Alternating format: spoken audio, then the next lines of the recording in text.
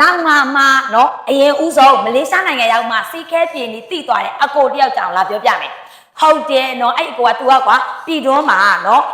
စေးထိုးမှခဲ့တာနော်မလေးရှားကိုရောက်သွားမှ तू ကဒီပြဿနာကိုဖြေရှင်းနိုင်သွားတာဘာလို့လိုက်တာလဲဆိုတော့ဟုတ်ပါတယ်ရှင်စနာကူညီပေးလိုက်တာပါနော် तू ကစနာရဲ့ဒီဗီဒီယိုတွေကို तू မြင်တယ်ပေါ့နော်အဲ့ဒီမှာ तू ကစနာရဲ့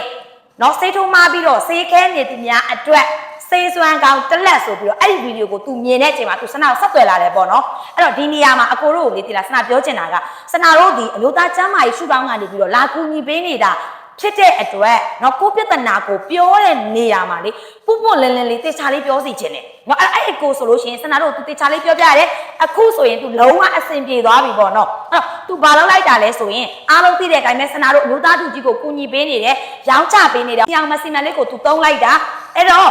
ဒါသူဆိုလို့ရှိရင်ပေါ့နော်ဒါပြည်တော်မှာသူ့ကိုယ်သူပါသိရမလားအားမလို့အားမရဖြစ်တယ်ဒါမောင်ညိုလေးစိုက်သေးပြီးတော့စိတ်တိုင်းမကြဘူးဆိုပြီးတော့စေးထိုးခဲ့ရကနေပြီးတော့နော်အဲ့ဒီရဲ့နောက်ဆက်တွဲပြဿနာတွေကအရန်ကြောက်စရာကောင်းတယ်နော်အဲ့လိုမျိုးကွာကိုကလောဘကြီးပြီးတော့စေးထိုးမိတဲ့အချိန်ကနောက်ဆက်တွဲတွေအနေနဲ့စေးတွေခဲလာတယ်ခဏခဏရောင်ရဲနာကျင်လာတယ်ဒါမျိုးတွေဖြစ်လာပြီးသူ့မာလေးသိလား